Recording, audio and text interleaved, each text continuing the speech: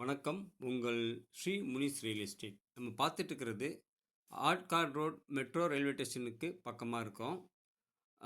Near வந்து ஆழ்வார் நகர். இந்த opposite road தான் சௌத்ரி நகருக்கு போகும். சௌத்ரி நகருக்கு ரைட்டில் திரும்பும்.